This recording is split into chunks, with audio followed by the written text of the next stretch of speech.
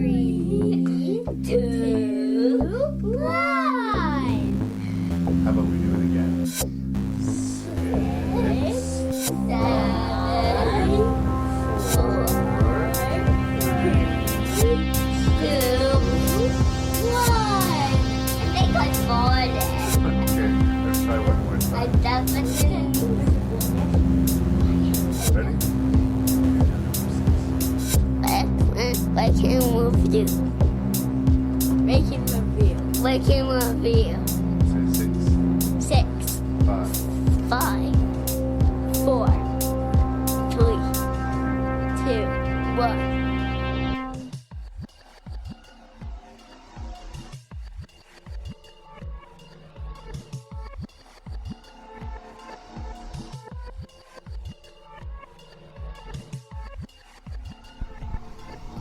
It's a tough thing, ladies and gentlemen, to rank some of your favorite movies. I've had people ask me on many occasions, since I'm such a film freak, "Hey Larry, what's your favorite movie?" And I'm always stumped by it. Originally, we were going to do a list of our top 20 films of the 80s, and I could not do it. So Lee and Larry have been ranking our top 25 favorite horror films from the 80s, as well as reviewing 3 picks each from that wonderful decade. So welcome to part 2 of the 80s film examination. Welcome back to Mr. Lee Beckman. As usual, there will be spoilers, there will be coarse language, and there will be fun times had. Please send me feedback at rankandreview@gmail.com. That's RANKNREVIEW@gmail.com. And as always, thank you so much for listening to Rank and Review.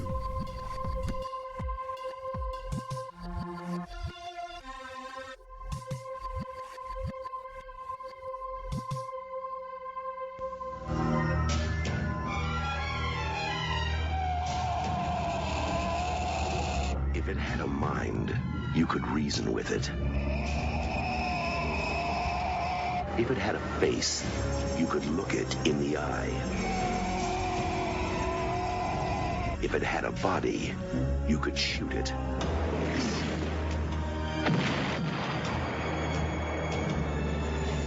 Now, man is no longer the supreme being on this planet. The organism is growing at a geometric rate. By all accounts, it's at least 1,000 times its original mass. Nobody believes me about what happened tonight. What did happen?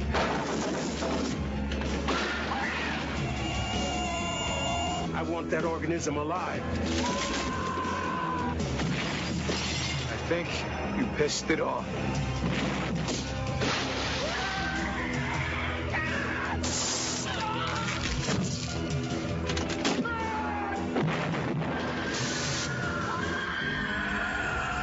The BLOB.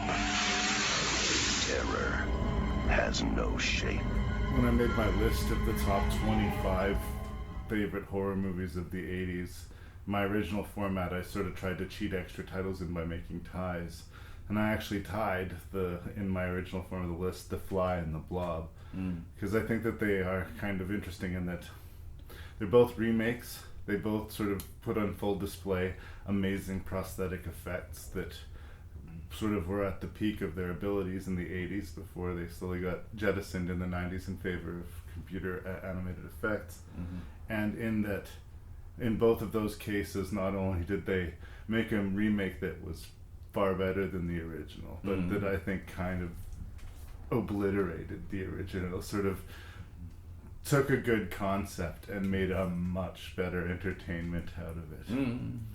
I love the combination, especially in the 80s, of Frank Darabont and Chuck Russell.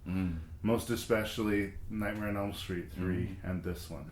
To a lesser extent, The Fly 2, it has its problems, but it's also solid genre entry. And at the times, you know, they weren't having their pick of their projects. These were hired gigs for them. They were doing their best to make... This is young Darabont. This is even younger Chuck Russell, yeah. They were hired gigs trying to make the best movie they can with the tools that are presented for them. And The Blob, I think, is the best of their collaboration to a very substantial degree. I love Nightmare 3, though. I think that's, you know, arguably the best of the series. But it's a wonderful thing in that it's a fitting sort of B-movie tribute. It knows its source material, and it knows, the kind of movie it is. Mm-hmm. On top of that, it is consistently thrilling, and several times subverts my expectations. Like, I was jaw-dropping, shocked by something that happened in the movie twice for sure, maybe more if I think about it, but for sure twice in this movie. And I think it's one of the most memorable pieces of science fiction horror entertainments of the decade. Mm-hmm. And I don't think it's one that gets mentioned much. I said that same thing with The Fly. Mm-hmm. People talk about The Shining, obviously. People talk about The Thing. Mm-hmm. People don't talk about this Blob remake enough. And I think it's the shit. Yeah. I'm willing to hear a second opinion. So, where do you land on the Blob? Well, as I was rewatching it, I was sort of, sadly lamenting that big budget studios don't make movies like this anymore. Nope. It's sort of a quick wild ride that, yes, it offers a couple of twists and turns that you don't see coming, which elevates it so much more than the original. But this is like one of two movies out of the six that we're going to talk about, or have been talking about, where it's. The Shining and The Thing, I think, are really adult horror. There's some really mature things going on with them, and even The Fly. This is a popcorn movie. Where, the Blob just wants to entertain you and thrill you and scare you. Like, there's no deep subcontext to this movie. This movie is a lot of fun. It's not deep. It doesn't have to be deep. No, it doesn't have to. But in knowing what it is, and in not just embracing the genre, but being made and being written by two people who don't just like but love the genre. Yeah. You feel that. I mean, there's a psycho kill in the movie, okay? We get set up with this main character. Oh, we were talking about this early, okay. Well, it happens early in the movie. All right. But he's sort of positioned as a heroic romantic lead. Because the Steve McQueen was the sort of high school jock, good old boy in the original. He's got a best buddy who's sort of comic relief, but also kind of a dick. Yep. He a date raping dick. Yeah, he tries to date rape Erica Laniak. Erica Laniak from I think Erica Laniak. You said yeah. it. I think you said it correctly. Sorry, Miss Laniak. But he's set up like if this was not the Blob, if this was another horror movie or some sort of romantic comedy, this guy, he's got this real Tom Cruise look to him. Yeah. And clean cut. Earnest, he gets completely obliterated on the football field, but manages to turn that into the win by using that as an opportunity. They spend a good amount of time where you settle into the fact that you think this is going to be your lead character, one of your protagonists, and he's not. And by the 25-minute mark, he is digested. He has one of the worst deaths of the movie. This thing that falls from space, I guess if we pay a little bit of service to the plot, it looks like it's a meteorite falls to Earth. This old bum guy who's just collecting cans and lives out in the woods sees it first, and this goo crawls onto his hand, and it slowly gets bigger as it slowly consumes his hand. Yeah.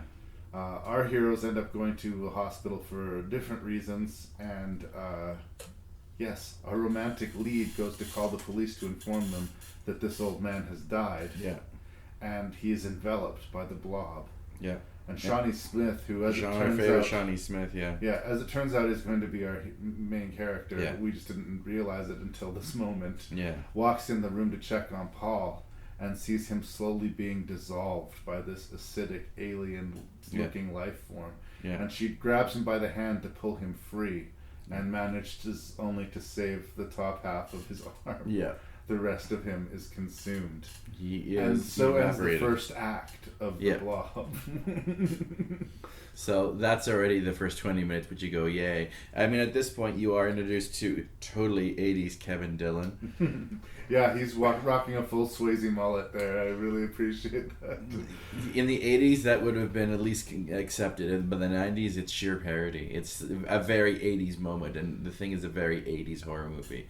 It's also this kind of weird, badass outcast character guy is really popular in the 80s, but sort of exists even to this day to certain degrees. Yeah. Who doesn't just live above the law, but lives in some sort of vague contempt of any kind of organization of any ways. Like, he's just born a rebel. Yeah. He's not a bad guy, but he fucking hates anyone telling him what to do, right? He's brooding, but not unhappy. He's like, it's weird. Yeah. But it's a very 80s performance. Yeah, and it's Kevin a performance Dillon, that can only exist in the 80s. Kevin Dillon, who has had some career highlights, he was really good as Bunny in Platoon, and has had some success in Entourage. I've always kind of thought of as the lesser Dillon. that may seem hurtful, but he does the job here, and his hair is the one loudly distracting 80s aspect of this movie. For the most part, it's aged, I think, really, really well. But that man mullet, it's just, wow. Somewhere, Kevin Dillon is crying because of this. You know that? He's crying, Larry. He's crying. You've heard Kevin Dillon's the lesser Dillon? Come on, man. You don't agree? You don't think I totally agree. Yeah, exactly. But I just... Oh, Larry. But you went there. I said with concession. He's been fine in other things, but it's like, if you can't get Matt Dillon, I guess you settle for Kevin Dillon. Wow, man. Just right in the feelings. Just oof. Ooh. You know, every family has their Chris Penn or their Stephen Baldwin. Rest in peace. Oh, well, yeah. Stephen found God, so yeah. But anyway, that's peripheral to all of this. Yeah, we went his off track. performance is fine. His character is a walking, talking cliche. Yes. And it's funny because at the time this is being presented, I think he was being sort of straight badass. Yeah. And now I sort of see him more as like the Kurt Russell character from Big Trouble in Little China. Yes. It's just this guy who's painfully unself-aware, who thinks he's awesome, who everybody else is like rolling their eyes and just like, oh Christ, this guy again. But at least this character is competent. Jack Burton is one of the most incompetent heroes and ever. he's consistent to a point. Oh, yeah. Right? Like, he'll begrudgingly do the right thing. Yeah. And even when he's being an asshole, he's kind of right. Yeah. When he says, we need to abandon this town, this is a bad place to be, as much as it's not a heroic choice to make, it's the right choice. It is very much the right choice to make. Yeah.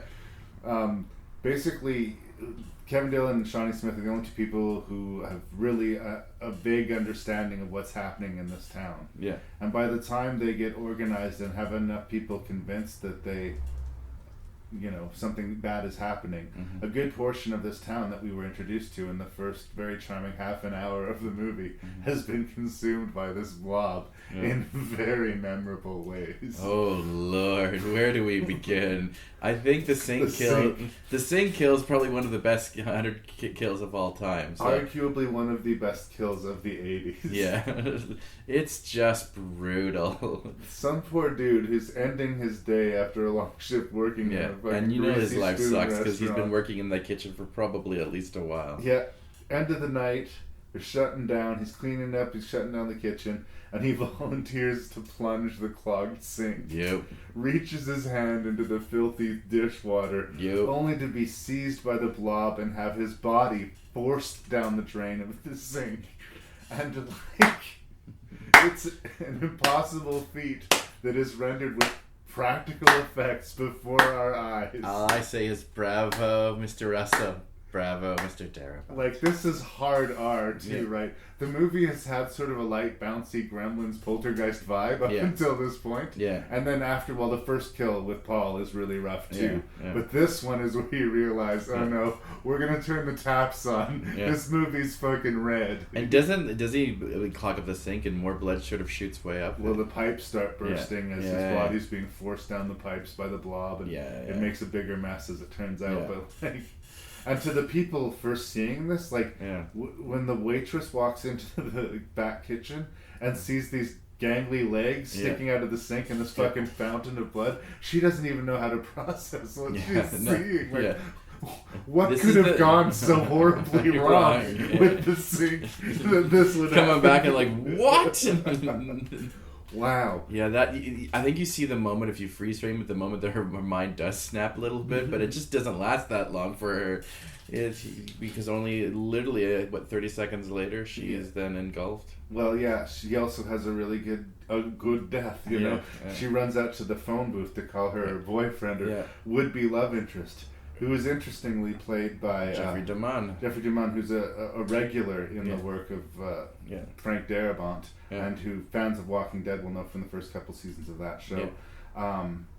He's the friendly sheriff who says, he's worried about everyone tonight. And he knows that the Kevin Dillon character is not responsible for this. And he has all the angles, and he's going to be valuable to us, except for no, he's dead almost right away. Yeah. He's at the scene of the first crime as soon as possible, and consequently the blob eats him. Yeah. And as she's calling for him in the phone booth, his sort of skeletal, half-digested remains float by in the blob. As the blob is surrounding the complete phone booth, I remember watching this movie with a friend of ours, Zane. Yeah. And it was at that point where the movie was lost to him, and he actually lost interest and didn't want to keep watching it. Okay. Just too many of the people that he liked, too much of the nice sort of happy vibe of the movie had been eaten by the blob, and he's like, this is just a movie where everybody dies. It really seemed to spoil the meal for him, which is unfortunate, because in spite of all this violence that we're describing, and in spite of the fact that yes, it kills characters that you kind of like, I think the movie's a lot of fun. It's way too much fun. Just Zane needed to have a little faith, man. Yeah, I know. I mean, it has some unexpected kills. There's also an unwritten rule, especially in horror films, when you put children in positions of terror. Some reviewers, it was a line that you just crossed with them. So, and the blob not only does that, but it willingly murders children. And you know what? He wasn't a completely annoying character. He was a little bit annoying. He was the worst of the two kids, but he was still kind of sweet. And he was just a kid, and he was good natured. I mean, a little bit of sort of dickish to him, but still, he was likable. He was the best friend of, the brother that's survives. It's funny because that scene that you're about to talk about, they set up early in the movie, there's this brief scene where Shawnee Smith is doing up her brother's jacket, and he says, "Stupid zipper, it always sticks." Yeah. And I remember clocking that even at a young age, saying, well, that's going to come to later. Yeah. And it does. And at the time, I remember thinking, well, that might be one of the few things about the script that I thought, I totally saw that coming. That was a real obvious setup. The little kid in the sewer, the sort of loudmouth comic relief once again, getting sucked into the blob and not just disappearing. It would have been one thing even if he just disappeared beneath the water and we didn't see him again. Yeah. But he erupts again, half digested and screaming from inside this creature. Yeah. And falls to pieces before Shawnee Smith and her little brother. You do not see that in horror movies, and you especially did not see that in the 80s. Yeah. And it really gave you this feeling. And that's, I think, very deliberate in Darabont's screenplay, that anybody could die at any minute. Mm-hmm. You could not count on anybody making it to the next reel. The death of Paul at the beginning of the movie establishes it, and the death of that little kid in the sewer sort of reinforces it. Mm-hmm. You're not guaranteed a happy ending in this one. Mm-hmm. You sort of get the best of both worlds, I think, with the ending, which we can get to when we get to, but it's really well handled. Yeah, no, it is a shock the first time you do see it. Now it's sort of, it's sort of infamous for the fact that all bets are off. Really, when that first kill kind of happens, but when the boy, it's like, oh. And the first kill was very much, I described it as a psycho kill. Yeah. It wasn't unprecedented for them to do that bait and switch. Here's your leader. Oh, no, he's not. Here's the person that'll make you feel safe. Oh, we're going to take him away. Yeah. We've sort of seen that before. But then the little kid gets it. Yeah. And you're like, what? Yeah. And you go, whoa. No. The blob... Yeah, the blob has some twists that the conventions have rarely seen. It also turns out, which I quite enjoyed, that this is not a beast from outer space. Yes, that's the one difference between the original and the remake, that this thing is actually, we find out is man-made. The 80s had this wonderful habit of the government is actually, the real enemy. And they're testing a biological weapon on this small town in America. Yeah. And I guess it would be an effective way to destroy a population, but how do you stop this creature then? Because it takes our small town heroes to figure out that the cold is the way to stop it. Well, I don't think the military didn't figure that out. Had they figured that out? They hadn't.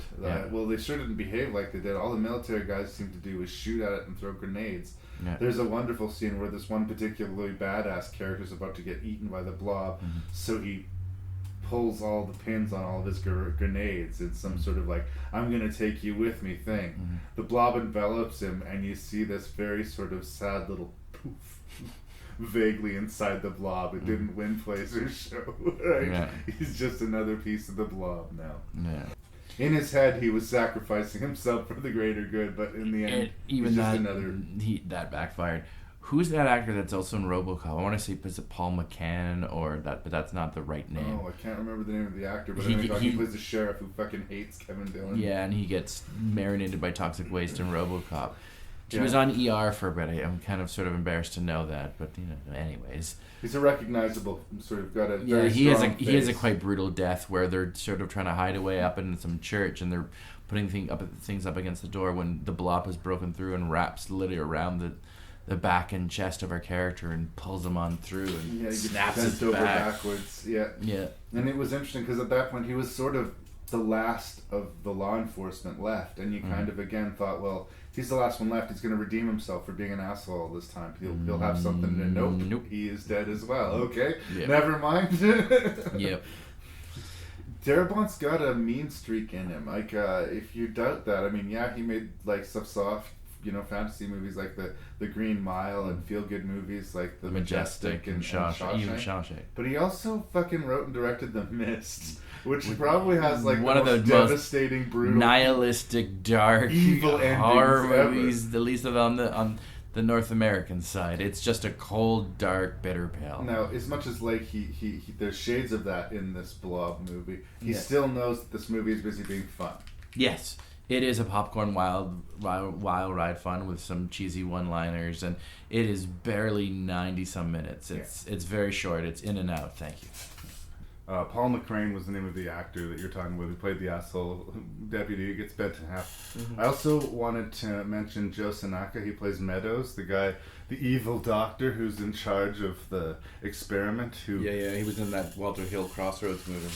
He seems like a really sort of soft-spoken, nice, friendly guy, and you kind of believe him when he says, we're doing everything we can to contain it. And underneath it all, this is his baby. Mm-hmm. And he dropped this thing here to see how quickly it would kill this population. And he gives absolutely zero fucks about anyone in the movie. And the fact that he plays that so well with such a charming smile, he's a good villain, and you enjoy, seeing the Blob slowly eke its way into his containment suit. You were not sad to see that character go. No, and I really like that he's being pulled down the sewer hole, and he's bracing himself with a rifle, and that the Blob pulls him down with such force that it snaps the rifle in half, taking him down there with him.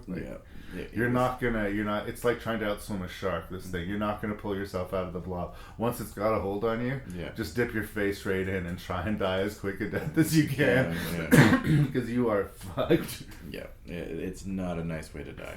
It is weird that the military and the science guys don't know how to stop the Blob. Like I say, it's definitely a dumb plot hole. Once it breaks containment, they start shooting at it and start trying to explode it, and nothing's happening. Like, none of the lab tests, like they didn't do any micro tests before they released this thing. Like, I think they make some sort of mention about something. It was growing more rapidly than they had anticipated. But like the results were far worse in a way that they had anticipated. But still, what they were doing was just fucking evil. The fact that they didn't have there was no way they could contain the town, really. In theory, when them not being able to trap it in the sewers, that thing would just eventually consume everything. Yeah. Yes, pretty much. Well done, science. But thankfully, with They the have help Kevin of a Dillon. snowmaking truck, Yeah. is that what that was supposed to be? Yeah. Yes, they're able to figure out the one weakness of the Blob creature, and so many great sequences. We haven't talked enough about Shawnee Smith. Yeah. Shawnee Smith is a cult figure. She shows up in a lot of genre movies. I remember her from the TV version of The Stand. She's also in a couple of the Saw movies. Yeah, I recently saw her in the Desperate Hours remake. Right. From 1990. I think she's a really good actress, and she's one of the really early sort of tough as nails sort of female roles. Like, there'd been a lot of sort of heroic female figures in horror movies, but there was something different about her. She not only was she not someone who needed to be rescued, she was someone who didn't want to be rescued. And she was badass. And the only point that she does need to be rescued, which is, I think, a really clever scene as well, is when she's planting the bomb on the truck.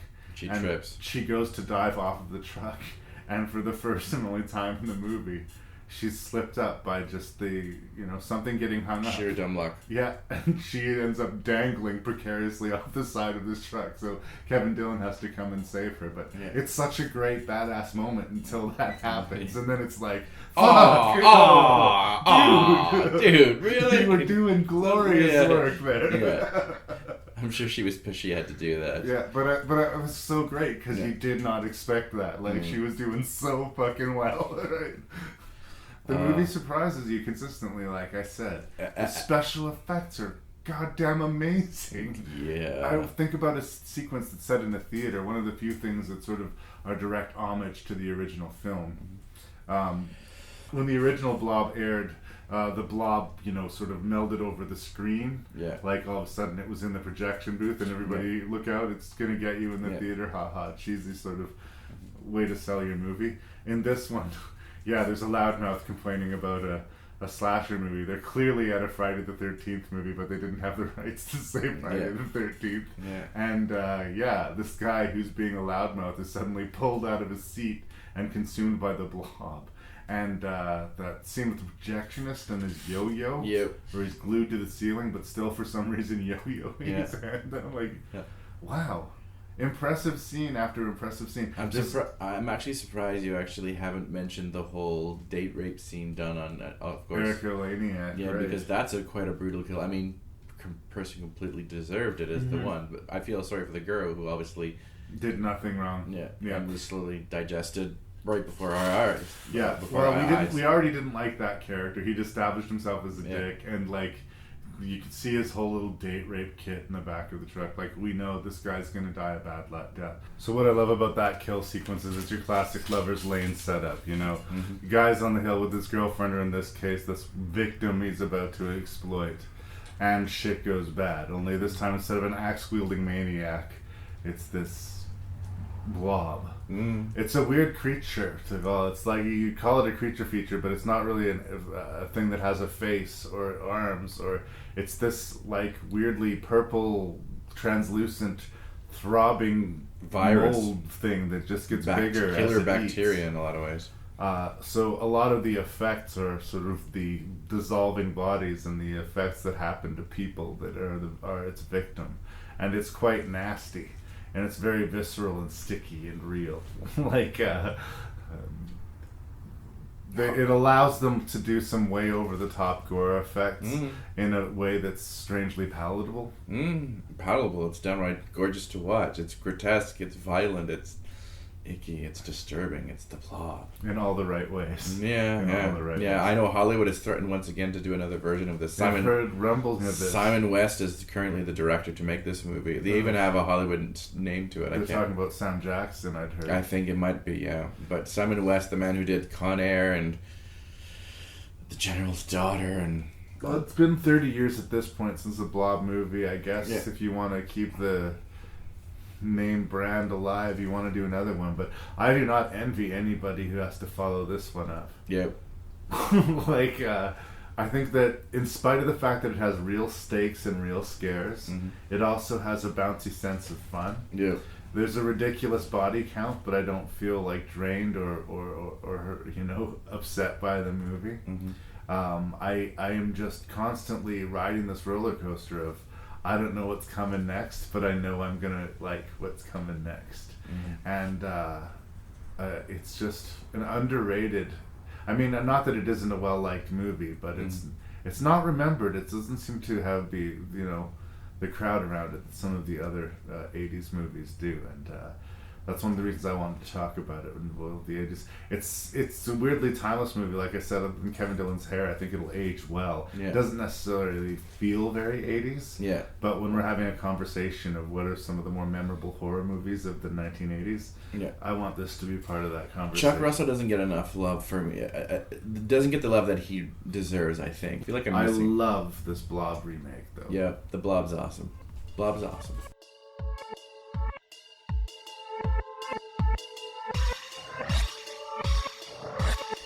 All right, at number 10, and I was sort of lamenting as I was rewatching it this time. Yeah. We are going to talk about this movie further, but that is Chuck Russell's remake of The Blob, a far superior version. It is way better than the original, although I do love that opening track on the title track of the original Blob. Do. Anyways, but I digress. Chuck Russell's had a pretty interesting career. I mean, he's got clearly some misses, but he was at least a very solid genre director that I think is now going straight to video, which is too bad. Yeah. But I kind of think it's also his finest hour, and that's his version of The Blob. A young Frank Darabont gets writing cred, but we'll talk about that later. Yeah, we're going to actually get into The Blob here in a few minutes. Right. In 10th position for me, it's pretty high ranking for a movie that is so funny, but Return of the Living Dead. This was the one that I was like, I'm either going to put Return of the Living Dead or Reanimator, and if it comes down to one of those two, I will put in Return of the Living Dead. It's so fucking punk. Yeah. It's crazy. It's not just another zombie movie. Yeah. I mean, we've talked about it twice before on the podcast. I love Return of the Living Dead. Please enjoy Return of the Living Dead. It's awesome. It also has more teeth to it. Even though it is funny, I still think it counts as a horror movie in a lot of ways too.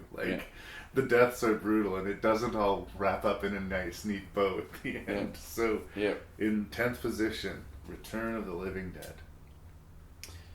The first time I did this list at number 9, I didn't even have this film. But then you talked about it, and it gave me pause, and I looked online, and I went, okay.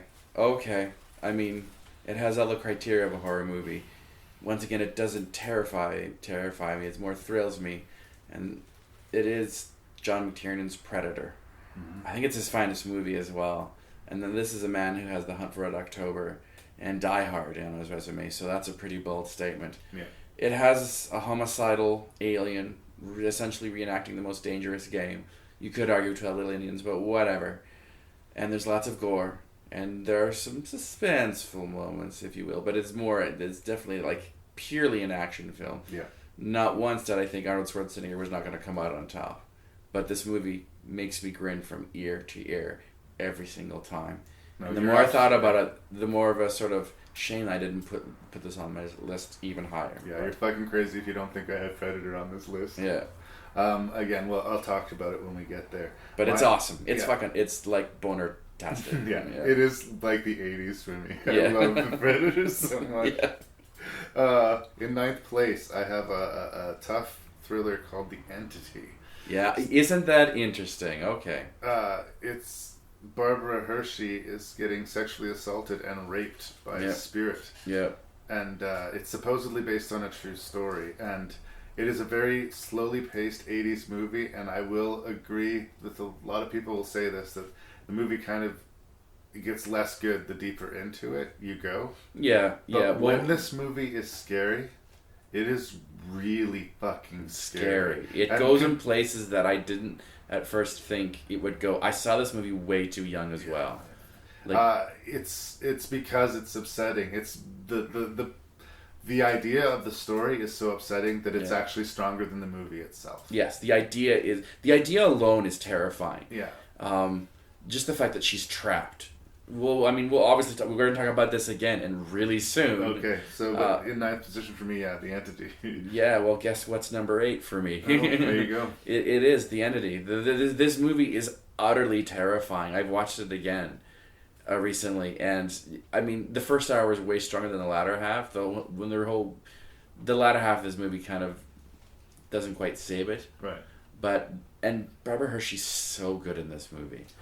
She is. I mean, it's a brave fucking performance. Brave, tormented role. Yeah.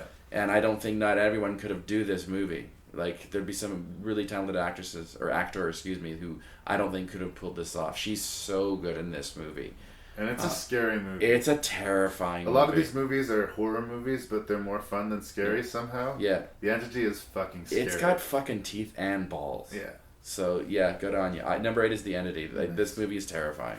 So for me, in 8th place is where I put the razor-gloved Freddy Krueger and the Nightmare on Elm Street. I was about to say The Nightmare Before Christmas. But Freddy wasn't in that, was he? Nope. A Nightmare on Elm Street.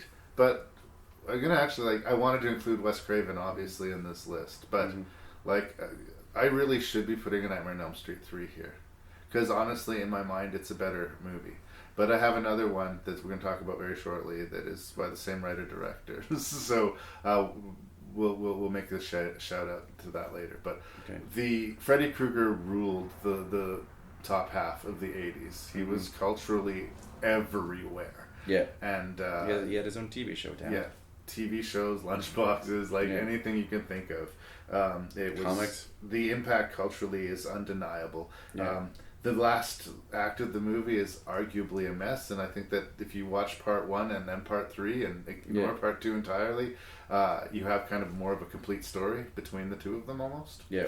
But it's such... It upgraded the slasher. It brought it up a notch, and it's obviously a huge, impactful movie. So, yeah, Nightmare on Elm Street, that took place, and there it was at number 8. Not bad, if you ask me. Yep. So, at number 7, and this movie is so completely rewatchable, which is kind of funny because there's lots of horrifying things that happen in this movie. Once again, my Canadian boy, Mr. David Cronenberg, and we are going to talk about this movie more, but The Fly.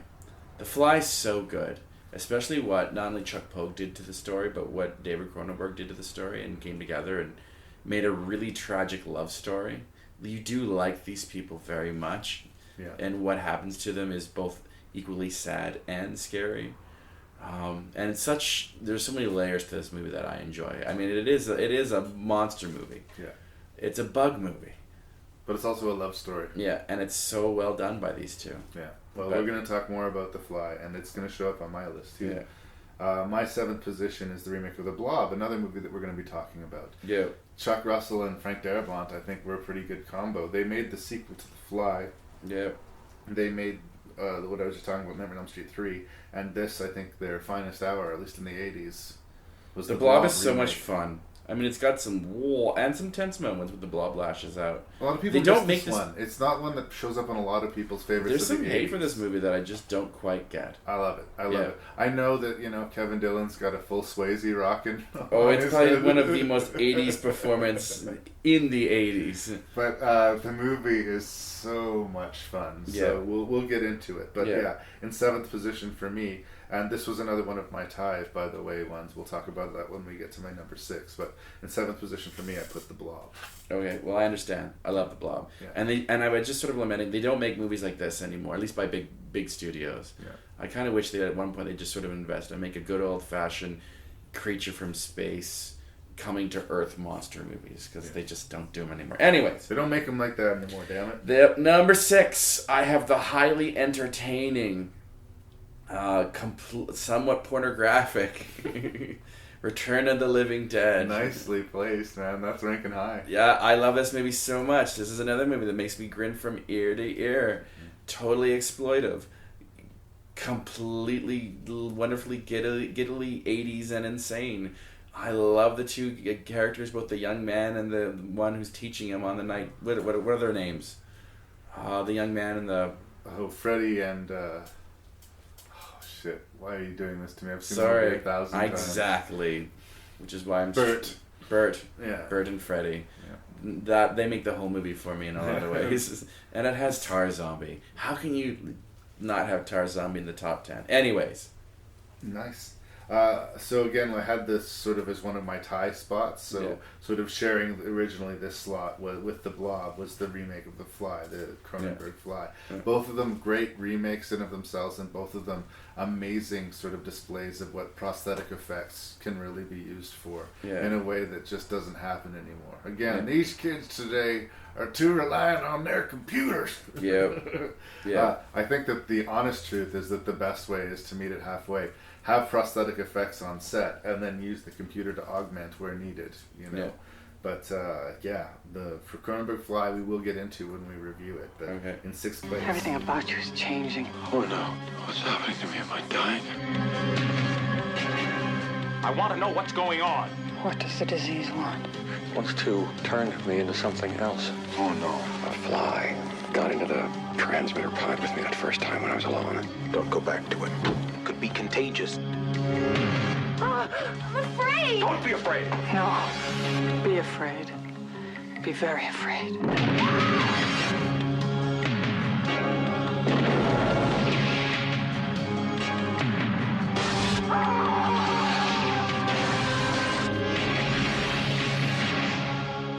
me. Please, help me.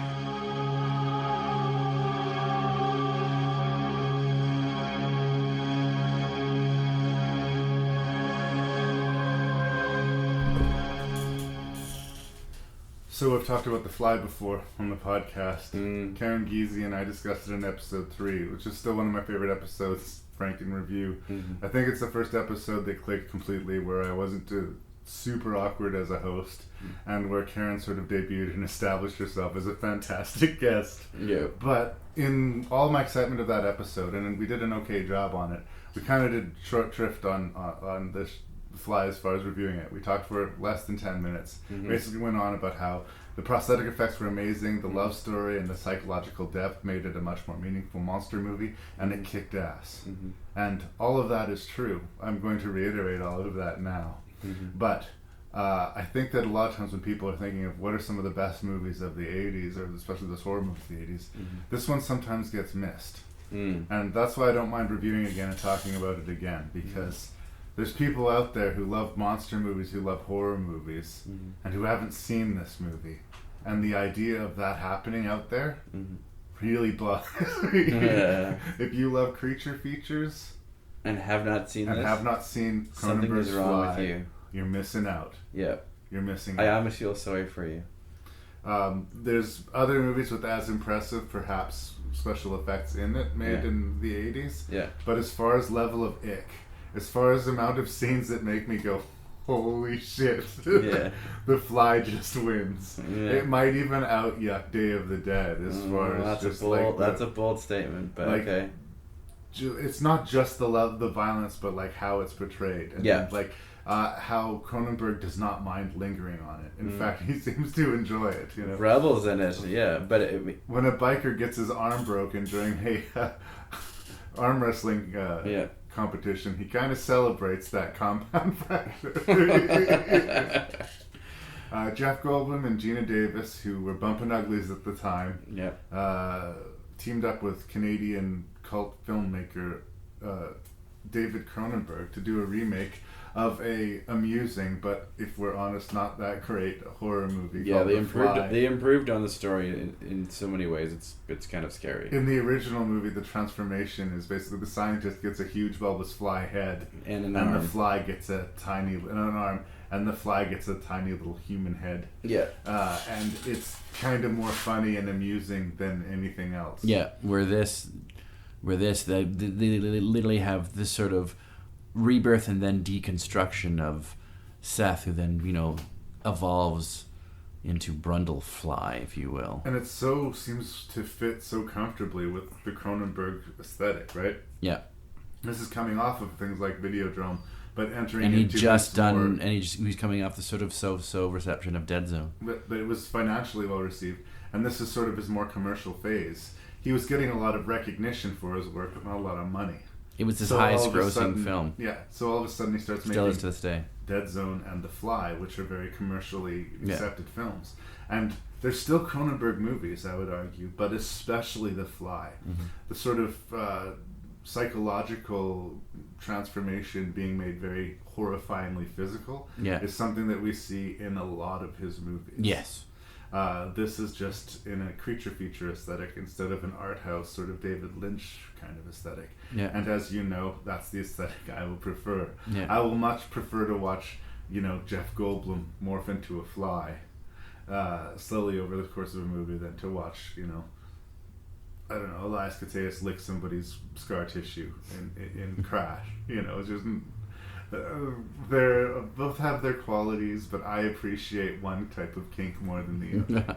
Fair enough. For a director that has often been accused, and this is a similar criticism that Kubrick experienced in his career, is a director who's more in his head than in his heart. Yeah. The coldness to Cronenberg, you can't deny it. It's very analytical and detached, and it's like more you are watching and observing and critiquing the characters than you are empathizing or relating to them. But it is almost a detached scientific analytical study than it is an emotional thing. Yeah, and that is deliberate. But with The Fly, it is very emotional. It is probably Cronenberg's most emotional film in his entire catalog. And I think Gina Davis does most of the heavy lifting for that. Oh yeah. Oh yes. It's mainly about what's happening to him, and he's turning into a mutant fly. So obviously we can understand him being a little bit distracted by that. Yeah. But Goldblum has to work against all this physical prosthesis and do a very physical, and he does a great job of it, transformation. Gina Davis's job, in a way, is as tougher because she has to watch it. Yeah. And we have to see her start with sympathy and horror and sort of move to a point of revulsion. Like, she wants to help him and see him through this, and she does love him, but it crosses a point where she's not comfortable with it or safe with it. Yeah. And when she finds out that she's pregnant, that's some next level horrifying, because she does not know what this bun in the oven is gonna be. Yeah. Yeah. No, one thing, and this is a consistent theme in a lot of Cronenberg films of this time, is that the protagonist is usually his downfall, or is the start of a lot of the problems is that the women overwhelm the male protagonists in a lot of these Cronenberg films. It's there in Dead Ringers, where the two twins fight over the woman. Mm-hmm. It's there in The Dead Zone, where Johnny Smith, he says no to just the normal seduction of his girlfriend. He opts not to, because he's overwhelmed by her sexuality, and of course makes a decision that causes him to go into the dead zone, if you will. It's there in The Brood, where the woman, with our hero, is overwhelmed by this evil creature making ex-wife of his. And once again it's explored, and same here at The Fly, where Seth Brundle is this sort of insecure, brilliant but socially stunted man who is completely obsessive, almost on a spectrum, if you will, kind of individual who is completely overwhelmed by the Gina Davis character. I mean, lovingly, she's not evil, she's very sweet and everything, but he can't. He's so overwhelmed by what his need to impress her, and his need for her to be, impressed by him, supersedes some common sense. And his insecurity about when she just leaves to go and deal with the problem with her ex-boyfriend. It's that action alone forces him to drink and then go into these very phallic, well, not phallic, but very organically female telepods, if you will. That theme, once again, is explored to the hilt. And like I said, it's a common theme with Cronenberg. In this case, there's nothing that Gina Davis does that instigates it. It's all his insecurity, not her aggression. Yeah. But yeah, I see. I guess what you're saying. Yeah. It's just something I've noticed with David Cronenberg films up until really M. Butterfly. I mean, it's there in Crash as well, but a lot of the male characters, and I do think, and even in Videodrome to some extent. I mean, with Videodrome, that character is very morally flawed to begin with, but he is completely taken down the rabbit hole by Deborah Harry. So it's also there in Videodrome. But I really think a conduit for Cronenberg, and because I think there's elements of Max Renn in Cronenberg, I think there's elements of definitely Seth Brundle, and he stated that the father figure in The Brood is very much him. He was going through a divorce at that time. That Cronenberg, I think, these characters that are conduits for him really struggle with the strong females in their lives, and it creates a lot of inner turmoil for them, which leads to their ultimate demise, if you will. Well, to be honest, I've never really thought about that in The Fly. It's been too busy being a fucking awesome monster movie for me to think that deeply about it. Yeah. I do agree with what you're saying as far as it being his sort of personal hang-ups that caused him to get sloppy. Yeah. On a day where he wasn't distracted by what's Gina Davis doing, why is she spooked by me, what can I do to further impress her? Yeah. Maybe he would have taken the extra few steps to be careful. Yeah. But it's Gina Davis that completely drives the romance. Yeah. Well, because Jeff Goldblum, Seth Brundle, honestly, he's never really been in it. He's most likely a virgin. Never really been in. It's sort of strongly hinted at that he's never really had a romantic sexual relationship. He's always been around his computers and his science. It reminds me, I recently talked about The Silence of the Lambs. Yeah, which is also a very feminist movie. When Jodie Foster comes to visit Hannibal Lecter, how excited he is by her and how much he lights up when she's around, and he has to sort of stifle it. I think that's kind of true of Seth Brundle in this movie too. He's got so much invested in making this relationship work that it turns a really smart guy into a monster. Yeah, and that's one of the things that happens. Yeah, no, absolutely. I completely agree with that. If you watch the relationship carefully like I did this time, you will see that Gina Davis, in a lot of ways, holds all the cards for the most part. Even when he is transforming into the Fly, even the early stages. He doesn't go alpha male until he turns into a monster. Yeah. Literally. Yes. Yeah. And that's when he finally says, no, we're doing it my way, the fuck what you say. Until then, even if he hates it, he acquiesces to all of her demands. Yeah. He really fights her on her wanting to get the abortion. And he struggles with it. And he acts like a child even when she confronts him saying, you know, something's really wrong has happened to you. You look bad, you smell bad. Yeah. And he has this drug addict rant. You're just jealous. All I'm saying basically is Cronenberg has a wonderful habit of creating very dominating, strong, sensitive and for the most part loving female characters, but they're very well fleshed out. There's a reason why a lot of very good female actors are drawn to his work. They're quietly powerful. They're not alpha powerful. They don't express their power. They just possess it. And a lot of his males, I've noticed that they really struggle to be around them properly. I want to talk about is it John Getz? Yep. My man John Getz. I know him from Blood Simple, the first Coen Brothers movie, but he's sort of the off again who wants to be on again ex, who has an extraordinarily unfortunate fate of having both his hand and his foot melted by this terrible acid spit by the Brundlefly. Yeah. It's interesting, and they did make a sequel to this movie, coincidentally, which was written by Darabont. Yeah. Where we see that he is made into a mad person because of this fallout. Yeah. And he is portrayed in the corner of the movie he possesses. He's kind of the obstacle villain, obstinate role, right? Yeah. And yet he shows up in the third act to try and kill the monster and save the maiden fair. I think there's a different... He redeems himself slightly, so when his fate occurs, you do kind of go, ah. There's a different movie from the perspective of that character, if you want it. Yeah. Where he's kind of the quiet hero of this story, too. Yeah. Right? His girlfriend gets stolen from him by a mad scientist who turns into a mutant bug, impregnates her, and then tries to, put her into this pod so that all three of them can mold into one horrible creature. Yeah. And he showed up to stop it, and he didn't win the girl, but he did lose his foot and his leg and his hand, to save the day, essentially. And he's not the active person who ends the evil or the tragedy, but if he's not there, Gina Davis maybe doesn't make it through this movie, right? It's interesting because everything tells you that this guy's an asshole, we shouldn't like him, we shouldn't cheer for him, until you take a step back and look at his perspective, right? It's very human and relatable in some ways with the way this man works. Like, once again, here's another male who struggles to be around the Gina Davis character, very much in love with her and doesn't know how to handle himself and behaves almost like another petulant child.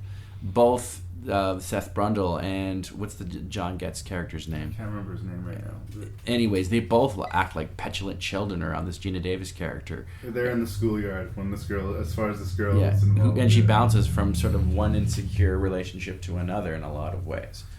But the character arc for this character is also kind of fascinating to watch because it is a 3-person play in a lot of ways.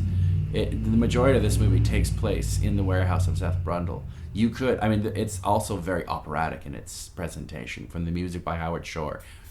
But the John Getz character as well, his story arc where he starts off as the heel and then almost redeems himself to the point where he's a tragic character at the end of this story. Yeah, it's like I say, I like when you can step back. We don't like him and we're not supposed to like him, but if you get objective, you can.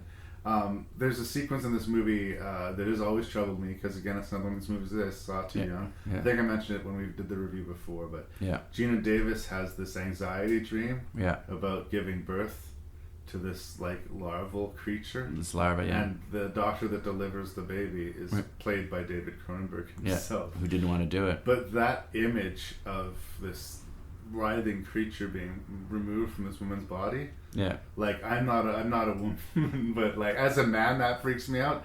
As a woman who either has gone through the pain of childbirth or anticipates it, I can see that being a real trigger scene. In fact, Gina Davis had said that she would have done the sequel even as a cameo, if not for the fact that it was another birth scene. And she just hates doing those. Yeah, it's understandable. And after shooting that one, I totally get it. Yeah. It's kind of funny. Mel Brooks, helped make this movie. That's right. He had an interesting production career. He did. I want to talk about, we mentioned him before. And as good as Gina Davis and John Getz are in this movie, and they both deserve their praise and accolades, the true hero of this movie is obviously Jeff Goldblum, who almost didn't get the part, believe it or not. Yeah, people didn't like his casting at all, did they? Yeah, no, and once again, it was so the right choice, where we could have this person who was also like very physical and even to a point sexual, but also this sort of man-child, insecure nerd type. It was the right choice, but not an obvious one. Yeah. Especially in this phase of Goldblum's career, yeah. And I'm a defender of Goldblum. Yeah. He has a whole series in the 80s of just fucking barely there performances. Yeah. Like, where he's just mumbling his way through the movie and getting off on the fact that he's Jeff Goldblum and he's a weird, quirky, good-looking guy. Yeah. But when he invests, he will show us that he is a really, really good actor. He's amazing. His story arc and the range of emotions he goes through, because he does. He literally evolves much like a pupa. A caterpillar to a butterfly, where he starts off once again as this sort of innocent man-child who then has this sexual awakening, and then starts to, even though he doesn't know it at the time, because it's the beginning of his deconstruction, his reconstruction of human body, where he becomes this superhuman, huge libido, powerful figure, alpha male. He always wanted to be. Yeah, and feels threatened when once again the Gina Davis challenges that. Yeah. But just that sort of, it's like a teenager walking on the schoolyard pumping his chest, and it hits that beat quite well to when he realizes that his body is decaying, and to go from a high status character to a low status character when Gina visits him after what seems to be like a month almost, where the time has passed, where Goldblum has kicked her out after she discovered him with that other woman kind of thing. Yeah. And just the shame the character is now feeling when he comes behind that pod walking on down, like that's all Goldblum, and in makeup nonetheless. Yeah. It's quite the journey for the character. He's such a distinct actor. You can always recognize Goldblum for his weird pauses and quirks and his sort of very pronounced delivery. Yeah. It reads under the makeup. Yeah. Like, there's a very clear distinguishing point towards the end of the movie when Gina Davis is defending herself and she rends the jaw off of the Brundlefly creature. Yeah. And from that point in the movie on, we don't have Jeff Goldblum anymore. Yeah. The special effects are amazing. The creature has nothing more to say. It's full monster at that point, and it works to serve the movie. But until that point, we are 100% of the time looking at Jeff Goldblum and feeling the character. Yeah. And if it was just a character who completely disappeared in the makeup, I wonder if that would be as true. Yeah. No. Yeah. I also love the fact that this film is a great analogy and an examination of death itself, and how it's infinite. We all will go on this journey. We all go on our own metamorphosis. Yeah. It's just a long, gradual 60 to 80 year one. And we see that. I think that's another thing that's so relatable about the Seth Brundle character, because he's such a good person to begin with, and it's so tragic that this happens. He doesn't deserve any of this. Yeah. Yeah, like he's like an innocent child in a lot of ways. So once again, you really feel for both of these lovers who... Doubly tragic, too, when you think about this device that he had developed. Yeah. Like, it's a transporter. It's like the baby steps to Star Trek being able... It would have changed the world if it were true. Yeah, and at the end of this, not only is he dead, but his invention has been completely destroyed. Yeah. Yeah. Yeah. The lighting as well. There's the monologue that he gives about the politics of insects. This is right before things really start to go haywire. Mm-hmm. I think has he kidnapped her at this point?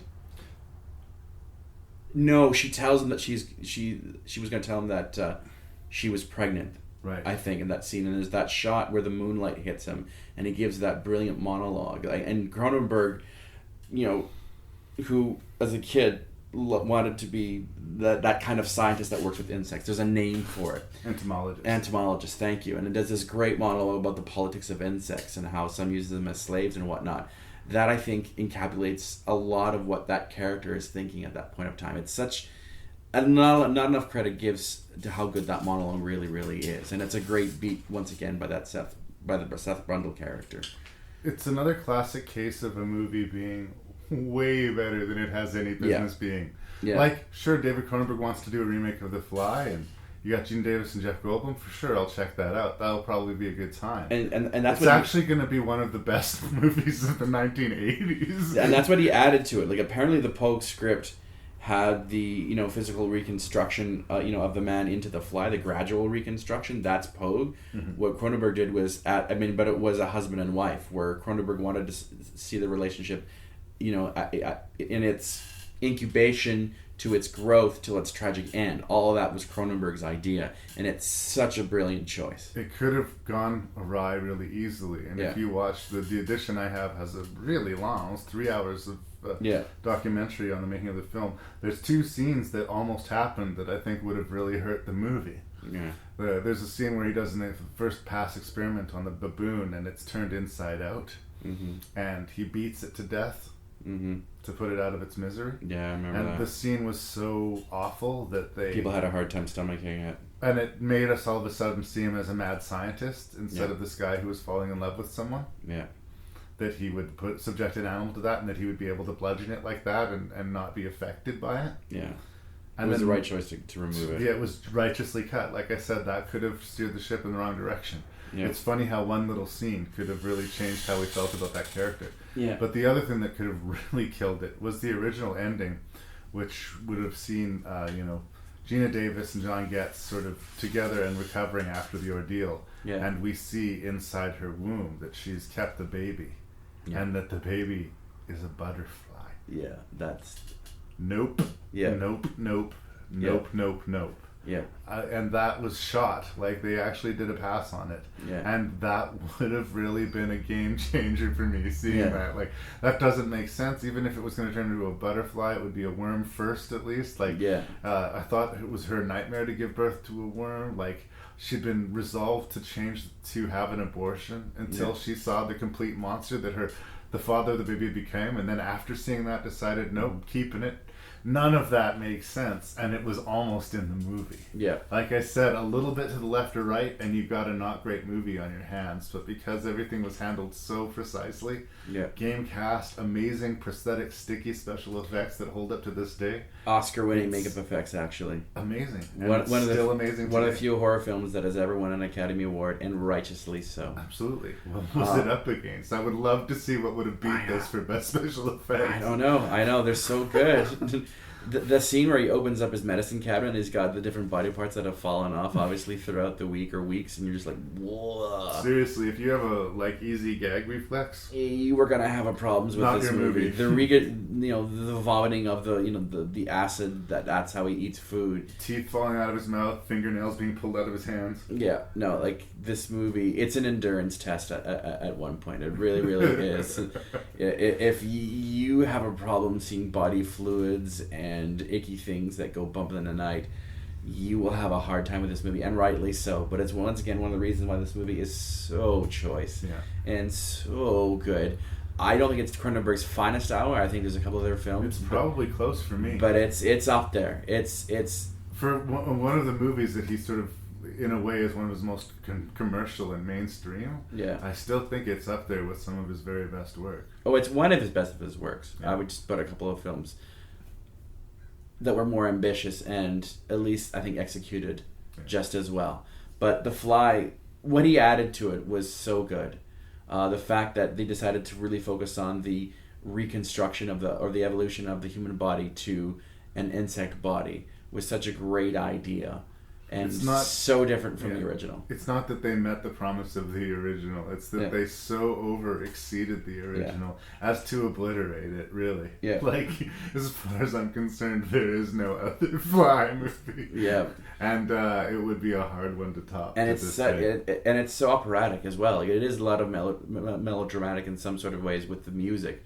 I know I've mentioned Howard Shore, but there is a musical of this play now. Yeah, which Cronenberg had a hand in, but it's very operatic in a lot of ways. Especially there's that sequence where Goldblum is walking down the street in a jacket but no undershirt, and this is right before the infamous arm wrestling scene with that famous Canadian boxer. It's just the music, done by the London Orchestra. There's a name for it. Symphony Orchestra. Yeah. So good. Interesting to note, we should probably wrap it up. Cronenberg himself floated a rumor a few years ago that he was considering remaking The Fly. I know. It turned out to be total bullshit. But it's one of those things where I would be pissed off if they tried to remake The Fly at this point. Yeah. So if someone has to remake The Fly, I guess let's see it, Cronenberg. Yeah.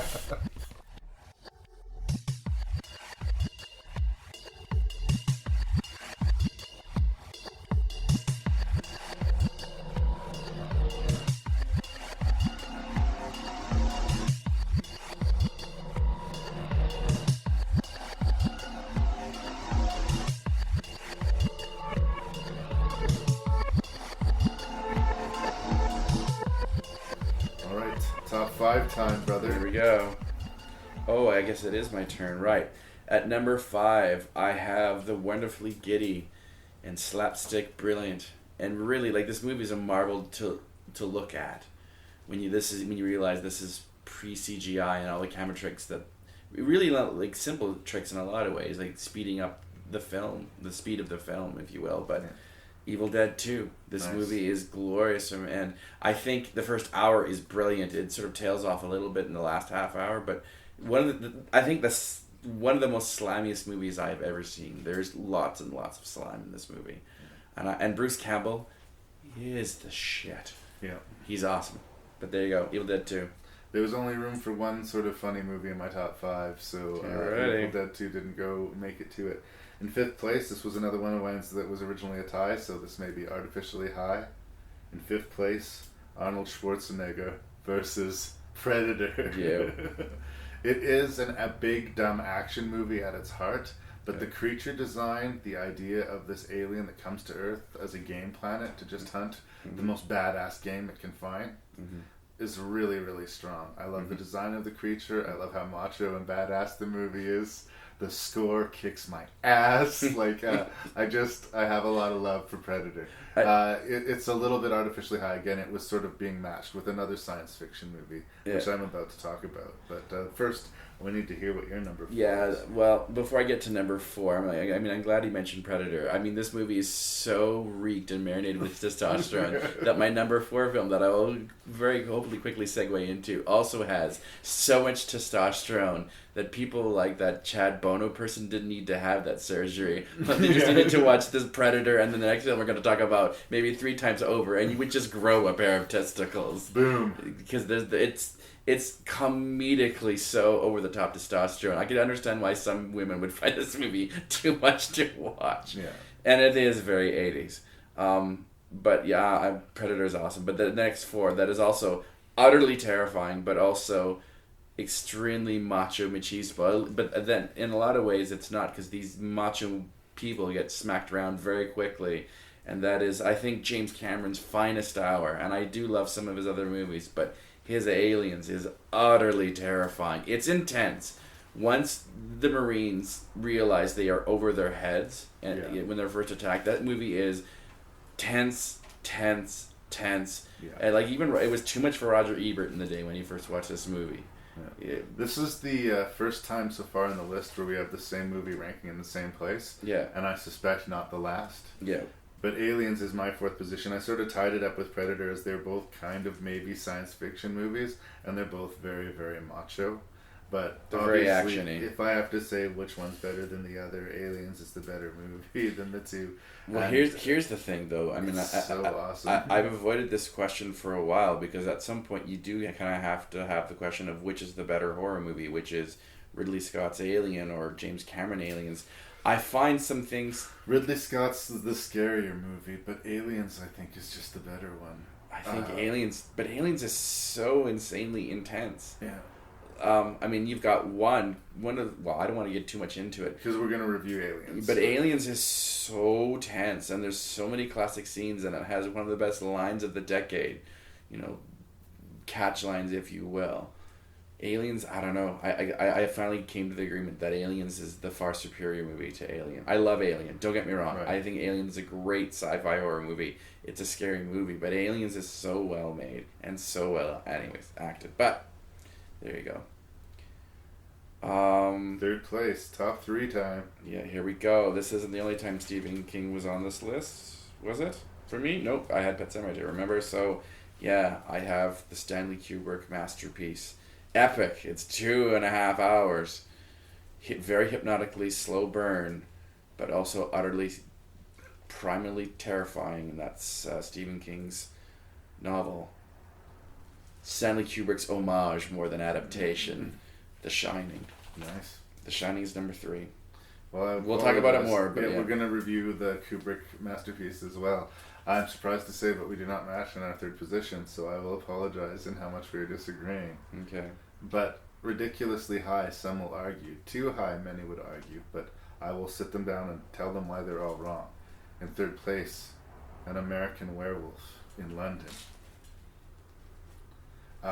It is the first sort of broadly accepted, as far as I know, like full-on horror comedy of the modern age. Yeah. Sort of like Abbott and Costello meet Frankenstein, where the balance of, chocolate and peanut butter, of the scares and the laughs were done so right. Yeah. I love me, An American Werewolf in London. Yeah. And there's still not a better werewolf movie. No, and I don't think there ever will be. It's sort of the Jaws of werewolf movies. Yeah. Well, it's funny that you mentioned that, because at number 2, this movie, there's too many good things. Once again, this movie, too many good things that make me smile about this movie, and it is both equally terrifying and equally funny, and of course, thrilling. It's such a master of its special effects in a lot of ways that it's only surpassed by one other movie with its special effects. Yeah. And it's also, once again, kind of bug fucking sane in some moments. Like, just completely left field. We kind of go, whoa, what? Yeah. So I do have John Landis, and I love John Landis so much that I do at number 2 have American Werewolf in London. There's nothing I would change with this movie. Yeah. My second place, drum roll, of my favorite horror movies of the 80s would have to be Stanley Kubrick's Shining. Yeah. It's the fucking bomb. It's terrifying. It's an absolutely terrifying movie, as we will discuss when we review it. Yeah. As an adaptation of the novel, it's almost a failure. Yes. But as a movie that works your nerves, it's probably hard to compare to anything except maybe The Exorcist for me. Yeah. Like, it really, really puts you on edge. Yeah. And it's you're being handled by a really strong filmmaker when you're watching The Shining, and you know it almost immediately. Yeah. So, The Shining is the number 2 horror movie of the 80s. It's terrifying. And we're going to agree. Spoilers on number 1. Yeah. Well, I'm just going to, start this little love fest with a bold statement. I'm not going to say this, and I don't care what anyone else thinks. They can go fuck themselves. But the best horror movie of all time. You're throwing Jaws under the bus. I'm throwing Jaws under the bus because there's some things I would have changed with Jaws. But that is John Carpenter's The Thing. This movie is utterly terrifying. It's so well written. The special effects are off the hook. Yeah. Everyone is on top of their game, and it was a marathon to make this movie. And that's John Carpenter's The Thing. This movie is so good. I see this movie at least once a year. It's one of the and rare it's something cases, that I discover something new about it every single time. Like, this movie took such a fucking bath in the box office because it opened against E.T. and it could have just disappeared, but because of the burgeoning video market, not only did it not disappear, but I think that I would make the case that it's a more significant and perhaps even more culturally impactful movie than Spielberg's E.T. E.T. couldn't be beat in the 80s, but the test of time will tell. And I think The Thing is just a fucking amazing movie. Yeah. And it comes from outer space, maybe it's science fiction, but the movie is quite thrilling, and we're going to review it, so I won't go too deep into it. But we agreed in only 2 spots, the 4th and 1st position out of 25 80s movies. Well, you had some interesting ones on the list. The ones that piss you off were the Vanishing and the Road Warrior. You don't think? Well, the Vanishing, I understand. That's a good choice. I didn't really give thought to the Vanishing. I mean, I looked at it a couple of points. I just made some choices with thrillers, but it is a terrifying. It is a terrifying movie, and it's a psychopath. So I mean, it gave me pause. The The Road Warrior I would have to kind of call bullshit just because it is so much an action film.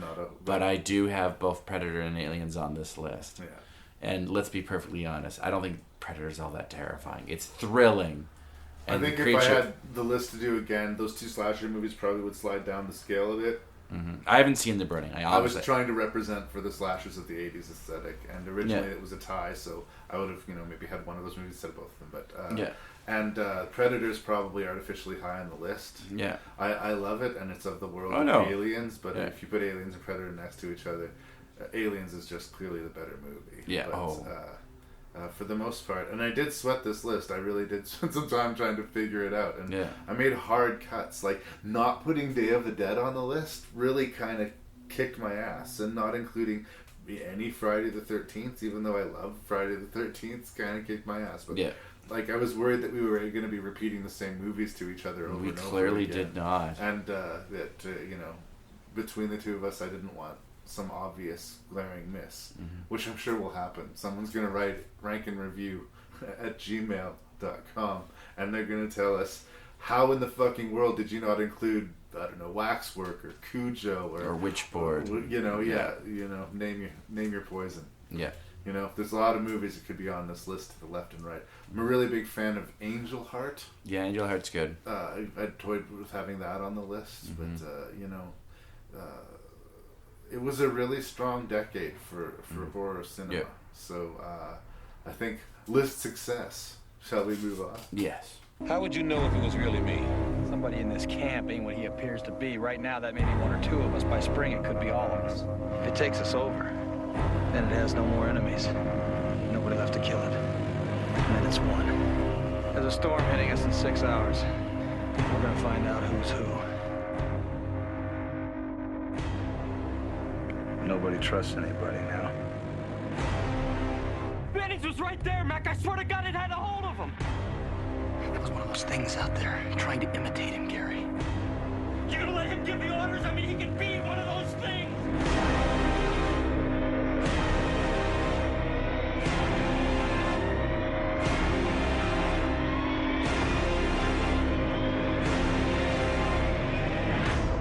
We're gonna find out who's the thing. You gotta love John Carpenter. Who? You gotta, or you can't listen to my podcast anymore. It's a prerequisite. Yeah, he's had his ups and downs. Not everything he puts his name to is amazing. Nope, but he's had enough genuinely classic movies to my mind that if he puts his name on a project, I'm going to show up, and I'm going to show up anticipating potential greatness. Yeah. And that has its pluses and minuses, maybe I would like some of the other John Carpenter movies more if I didn't bring all the baggage of being such a fan. Yeah. But there's no problem here. No problem heaping praise on top of the John Carpenter The Thing. Yeah. I think it's his masterpiece. I think it blows Halloween out of the fucking water entirely. Absolutely. And I love me some Halloween. Fan who likes, I love Halloween, but The Thing's an untouchable horror movie. Yeah. You're talking, you said boldly when we did our list. Yeah. That it's the greatest creature feature ever made. And greatest horror film ever made. Yeah. And for good reason. The way I would tend to agree, my knee-jerk reaction is Jaws, always Jaws. Mm-hmm. But if we're talking about a monster movie, this is the greatest monsters I've ever seen, because it's many monsters all at once. Yeah. But on top of being the greatest monster movie you've ever seen, it's one of the best psychological horror movies you've ever seen. Yeah. It's doing both of those genres simultaneously and very fucking well.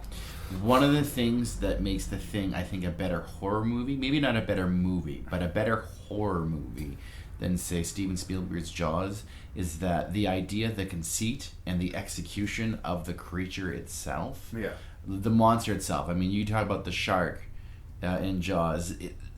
There's so much imagination, and just the idea that this thing has no identity of its own, that it has to mimic things that it digests, if you will. Is so much, and it's an integral part of the story of The Thing. But if you look at the shark in Jaws, it's a fake shark in a lot of ways. It's a rubbery, gigantic model that's moving. It's helped out by the music and the editing and the shot sequence of Steven Spielberg. It's masterful. Jaws is my favorite movie of all time. But I think just the fact that they couldn't make this movie today. I honestly think that if the same people came today to try and make The Thing, that they would not capture the magic that they had with Thing. One of it is Rob Bottin. We have a very, at this point, very young, ignorant, ambitious, brilliant model maker, FX person, and his team. It's not just him. His team doesn't get enough shout out. But this was his opportunity. This was his make or break gig. And it was a special effects extravaganza. He actually hunted John Carpenter down on the set of The Fog when he heard that he was going to be doing the Thing. Yeah. So the fact that he was so young and ambitious, and I mean, there's legendary stories of him, not meeting deadlines and taking certain extracurricular drugs to keep himself awake. And if you look at the designs of the creatures, you understand. No. Yeah. Anyways, I don't think a middle-aged Rob Bottin could pull off what this young person did. I mean, maybe not in the same time frame anyway. Well, and the fact that they tried to redo this. They did the prequel, and the makers today could not replicate what Rob Bottin and his team pulled off. Dick Baker is also involved in this in a lot of ways. There is a contingent, and I don't want us to talk about the pre-boot too much, but apparently when they shot the pre-boot, they did use an awful lot of practical special effects, and some of them are still in the movie. Yeah. It was sort of a retrofit. They decided, after all, no, let's put more CGI into it. Yeah. It was a classic case of a studio fucking with them, which is exactly why the original John Carpenter movie isn't a failure. Because I can totally see some studios... Well, they just couldn't replicate some of the stuff they wanted to because they didn't have Bottin, and they didn't... But I could totally see, if this movie, if the original Thing had a producer that was more like... in the world of the 80s, in a world where E.T. is going to be the biggest monster hit, right? Yeah. Well, does it have to all be guys? And does it have to have such a bummer ending? Yeah. And, yes. Yes to both of those. Yes. Absolutely. We should actually briefly talk about the plot of this movie. I know most people who are probably listening to this cast have seen The Thing and would probably, hopefully, nodding in approval about... everything we've said. Yeah. But anyways, the plot of this movie goes is that an American team living and working up in the Arctic are visited one day by a very angry Norwegian people driving a helicopter trying to kill a dog. At that point, we don't know why. And in doing so, get themselves killed invading this American camp, if you will.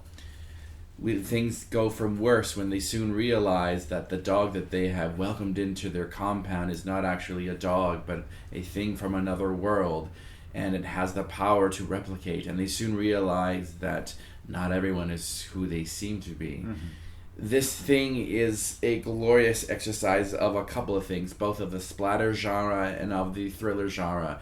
It does both things so well that there are so many horrific special effects that are literally art to look at. It's the stuff that nightmares are made of.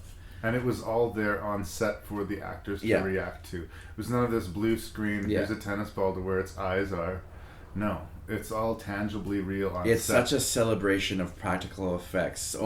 Really only the American Werewolf in London would be coming even remotely close to the sheer artistry that this whole team pulls off. Because it's not a monster you've seen before, or by the way, since. Yeah. It's totally new. And going to the psychological angle, when I rewatched it for the 50th time or whatever it was, when I did review this with Dorian for an episode last year. Yeah. There's a scene with Wilfred Brimley, who's the guy who first sort of realizes not just that this is a monster, but the full scale of the stakes. At this moment, he realizes that possibly more than one person of that group is actually have been infected by the Thing. It's as likely as not. It's almost for sure that at least one of the crew is this Thing. Oh, I know who's infected as well. That's the thing. But I'm talking from the Wilfred Brimley's perspective. Yeah. He knows for a fact at least one of the crew's infected, probably more. Yeah. And further to that, if the crew, any one of the infected people get to a populated area, the world is at stake very rapidly. Yeah. So he realizes that, and he has this fucking flip out. He destroys the communication equipment. Mm-hmm. He can't quite bring himself to kill the men and himself, which is probably the only solution that's screaming in his tired brain. Yeah. But they lock him up. They isolate him. Yeah. And which dooms him. Which dooms him completely. That's what I was just going to talk about. This is the thing this time that I really thought about is in my head, we don't know when or who, he does get changed into the Thing, but he has a conversation through the door with Kurt Russell, where he says, I don't want to be alone out here anymore. I'm feeling much better now. Please let me out of this room. And you get the feeling like Kurt Russell actually believes him, but he can't open that door. Because he may or may not be because one of the things. The more you want to believe him, the less you can trust it, right? Yeah. And that, to my mind, in my head, he hadn't changed yet, was a death sentence. Yeah. When he didn't let him out of that room, when he left him alone, that was a death sentence. And in a way, both every men, character's hands get bloody in this movie. Both men on both sides of the door, on some level, kind of know it. Yeah. Too. Yeah. That's just a small little scene. It's not like a particularly memorable necessarily compared to the rest of the movie. But that scene by itself is just goddamn brilliant. And the movie is full of scenes like it. There are so many little things about this movie, just the character beats that say everything about their character. Even when we first meet McCready, where he's playing computerized chess. And he's just drinking. We know so much about that character and how defeated that character is. Like, all these men out here have been brought out here because they couldn't really function in modern society, and you almost feel like some of this are people that are taking like a reboot for their lives with this movie, but they're all damaged and broken in their own ways. A lot of things have led them to this place. They've isolated themselves, but they haven't given up. It's not like they want to die. They just sort of are they would have a hard time functioning in modern society. Yeah. The computer chess game, by the way, is one of the very few things about this movie that dates it. Because it's set in the South Pole and everybody's got the big parkas and the big beards on. Yeah. It doesn't feel particularly 80s, and the special effects are as glorious to behold today as they were when they came out. Yeah. So who do you think was the first infected of the group? I can't remember the name. The bald guy with the beard who gets shot when when the Norwegians first attack the camp. Really? He's laying in the bunk wounded and he gets his legs stitched up. Oh, it's not him. I think it's Palmer. Palmer?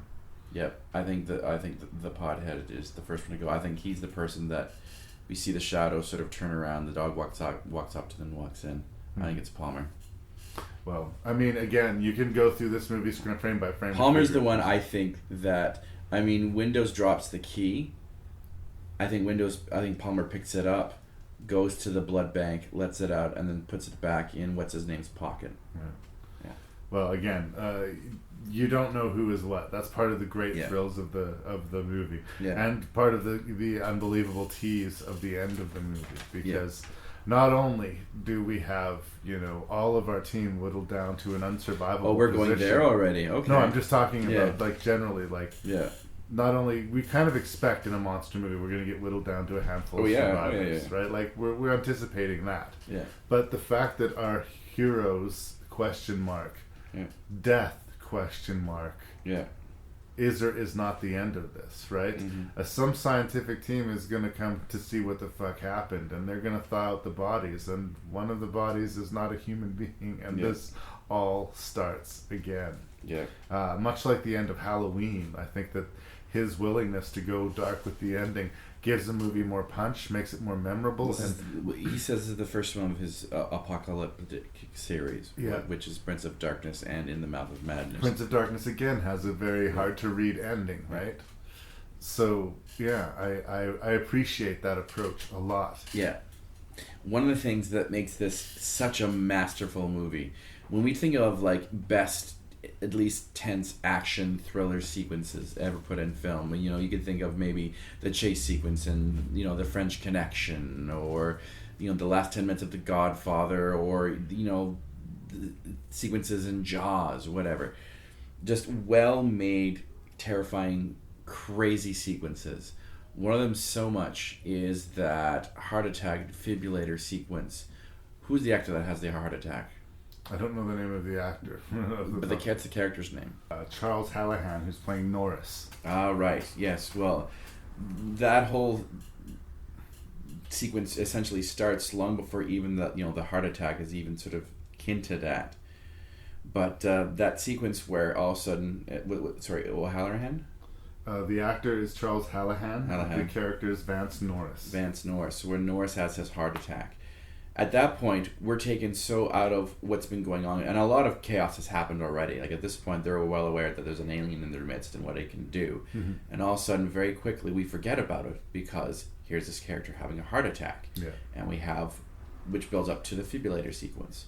And we completely forget that there's a jump scare coming because we're so engrossed with that heart attack that we don't count the 1, 2, 3, 4, 5. We completely forget, and then we quickly realize that, oh, that's a problem. It's interesting too because we're not sure. It replicates somebody perfectly. So was that character Norris going to have a heart attack anyway? Or did the transfer not happen 100%? Why would it choose this time to reveal itself? I think it shows you how intelligent this thing really is because it's stalking the people. But why choose that moment to reveal itself? Like, why have a heart attack? Why, like, is maybe taking out the medical officer? You know you're going to lose the doctor, right? That's got to happen. That adds to piles on the stakes. Mm-hmm. But I don't know. Like, we don't know. Much like we don't know who is the thing when. We don't know exactly why it's motivated. Like, the way I always read it is that it did copy him perfectly, and he had a heart condition. Mm-hmm. And so when he collapsed, it decided, well, I better change into something else. Mm-hmm. And it changed into something else when they're trying to defib him. Mm-hmm. And unfortunately, the doctor was in the ground floor. Mm-hmm. All of this is on top of a scene that already had high stakes in it, right? Yeah, exactly. I think audiences, the first time watching this, I didn't see it coming. Yeah. It was, it honestly had surprised me. I wasn't ready for it.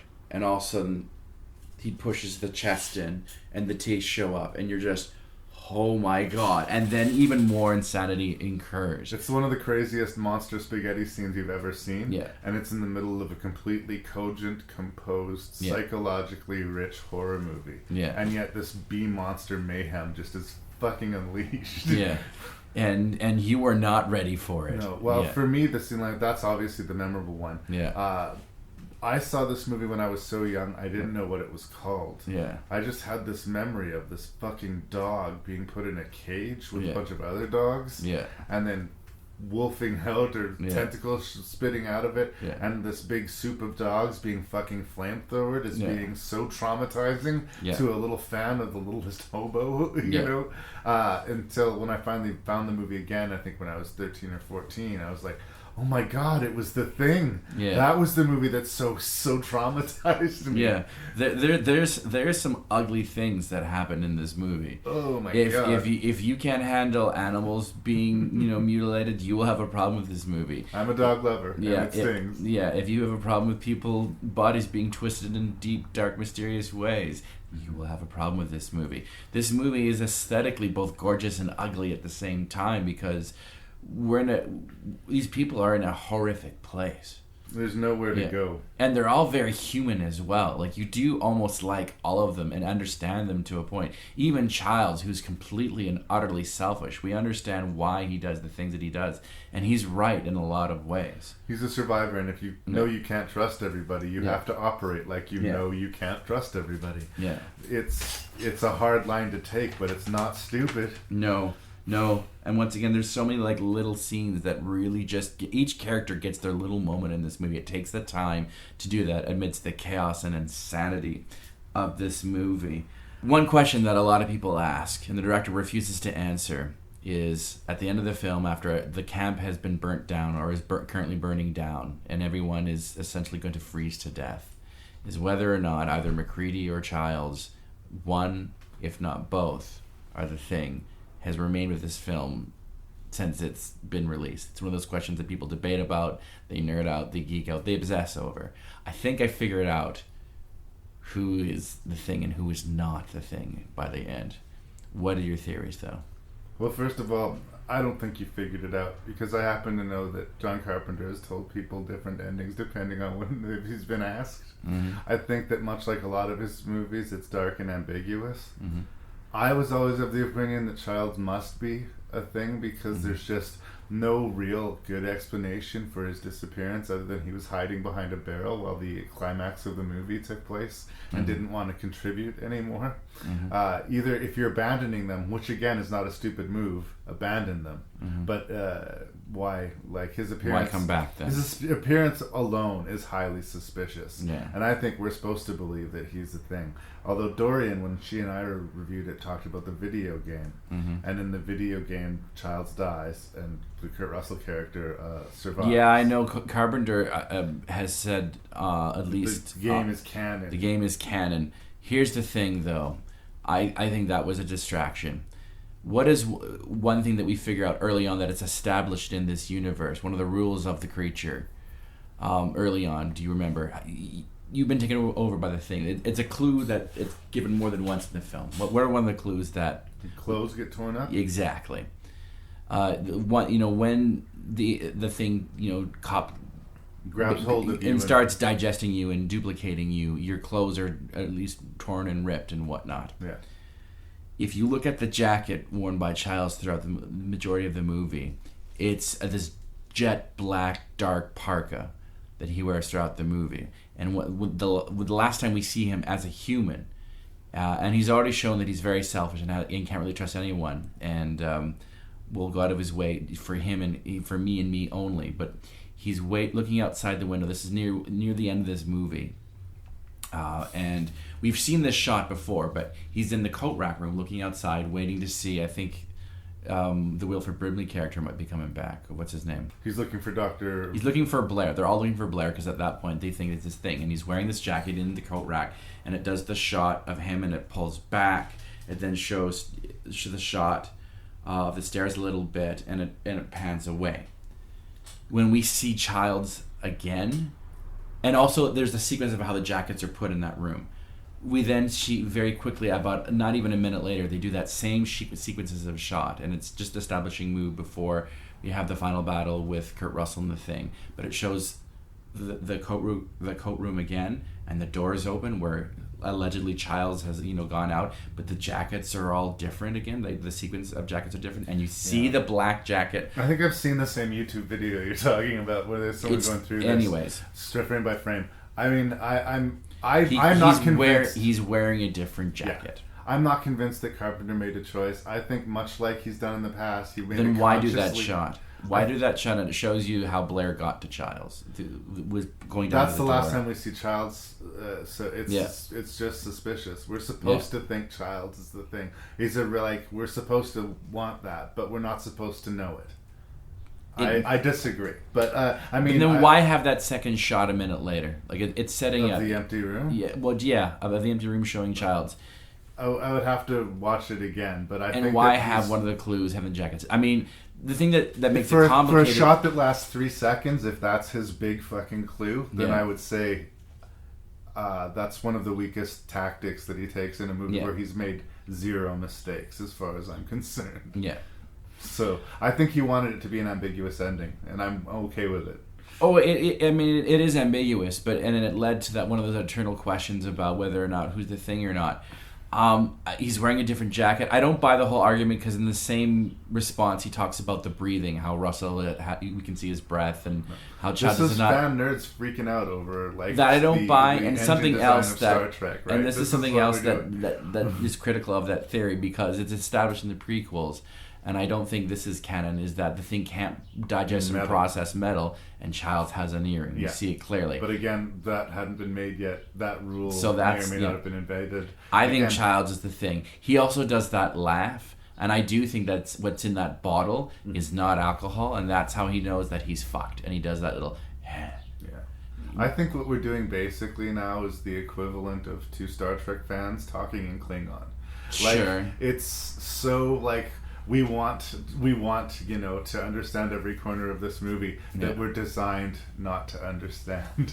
And that's fine. And we can have a lot of fun doing that. But that's not reviewing the movie. That's just showing evidence as to how fascinating and rewatchable the thing really is. But there's so many good things about it, Larry. I know. I'm not saying anything bad about it. I'm saying we could go on endlessly about when and if Childs was changed, and we could go on endlessly of who was the thing when and in what order it all happened, but neither of us know, and we're not meant to.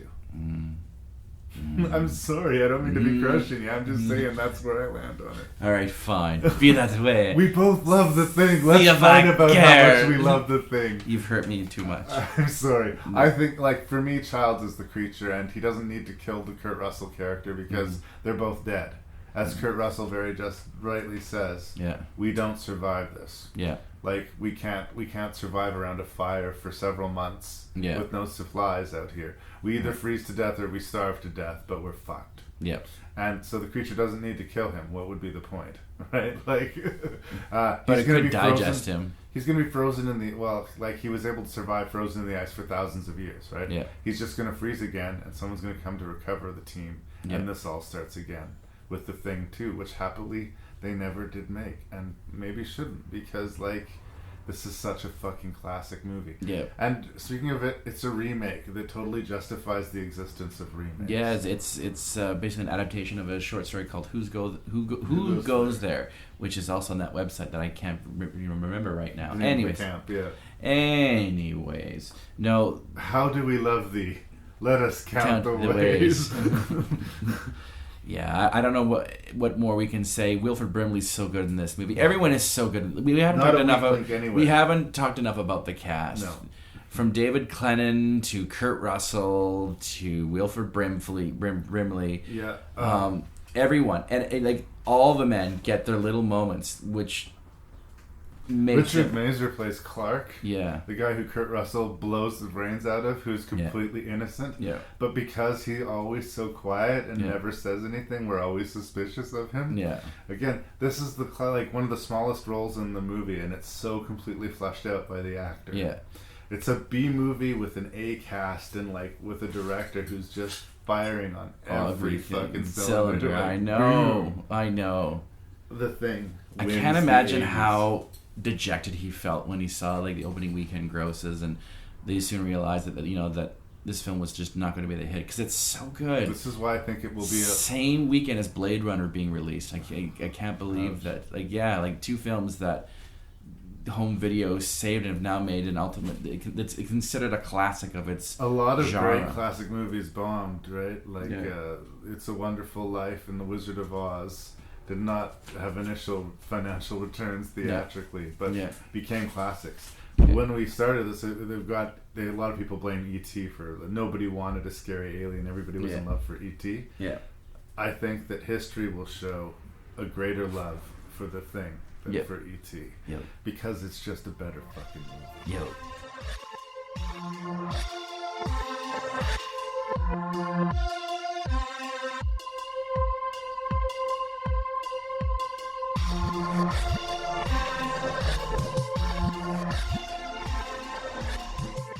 So instead of doing our typical ranks for this epic conversation of 80s-ness, what we're going to do is sort of truncate. We over the past several hours discussed all of the top 25 80s movies in some detail.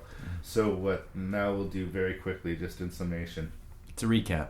I'll get Lee to recap his list for us, and then I will recap my list for us, and then we'll let everybody get on with the rest of their lives. Right. Long live 80s horror. Yeah. I do think it was a great decade. It was a great decade for horror. It was an awesome decade for horror. Yeah. It rivals the 70s and how cool their horror movies were. Yeah, for sure. And so far, I mean, I'd like to be proven wrong. Hopefully, we'll live to see one that's as good or better. But so far, best decade for horror in my life. So. All right. Anyways, what was your top 25 80s movies? Number 25, Ken Russell's Mad Insane horror movie, sci-fi horror movie, Altered States. Number 24, Child's Play. Number 23, Day of the Dead. Number 22, Friday the 13th. Number 21, The Wonderfully Weird Videodrome. Number 20, Night of the Creeps was number 20. Night of the Creeps. Fred Decker's hilarious tribute to late night horror movies, drive-in movies. Number 19, Fright Night. Number 18, Creepshow. Number 17, Prince of Darkness.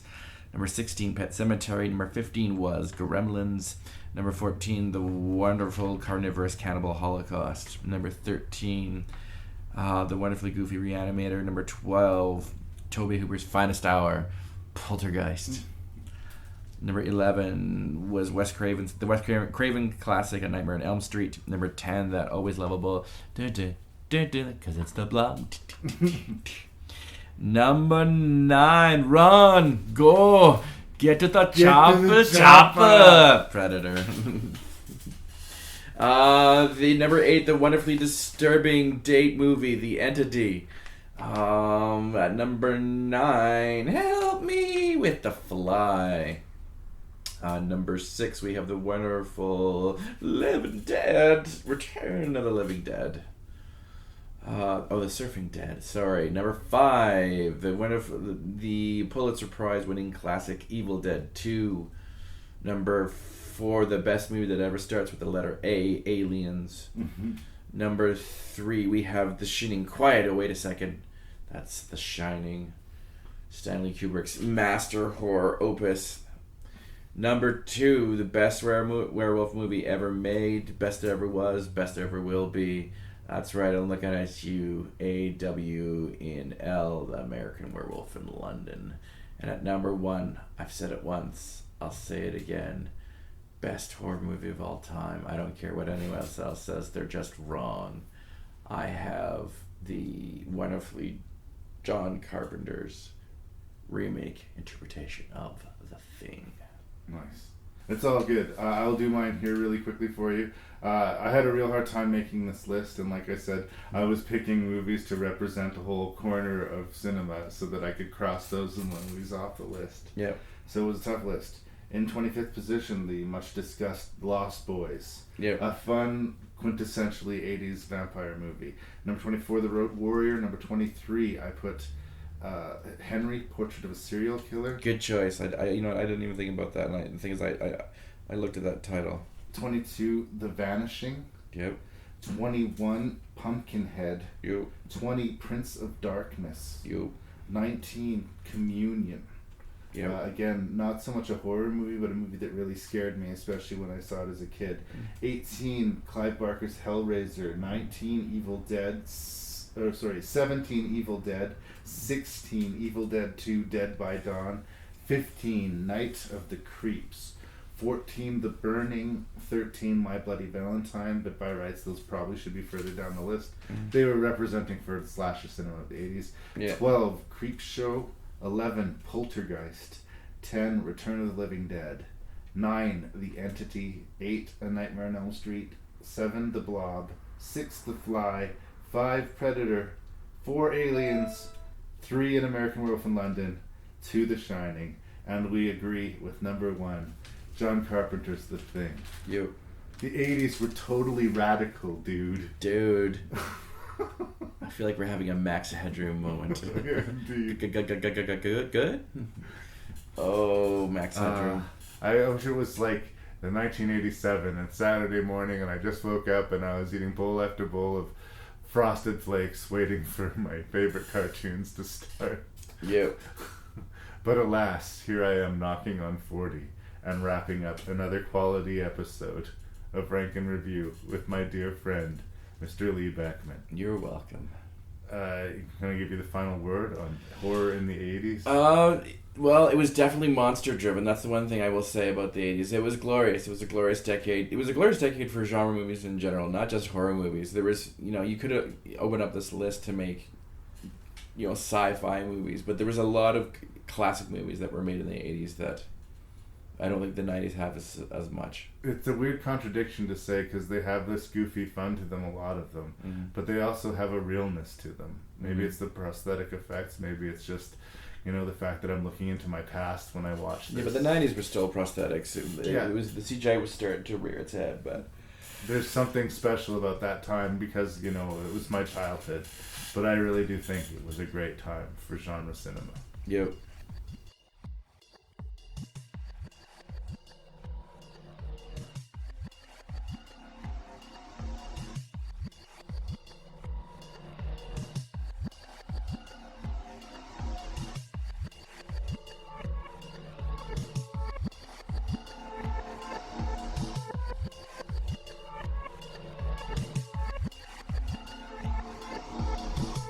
We did it, kids. we made it to the end of that two-part epic 80s odyssey, and I loved it, and I sure hope you guys did too.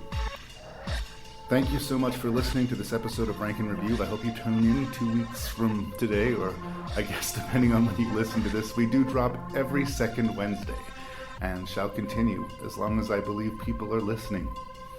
Let me know that you are listening by writing me at rankandreview@gmail.com. That's RANKNREVIEW@gmail.com. Tell a friend about the show, and thank you so much for your support. I will talk to you soon.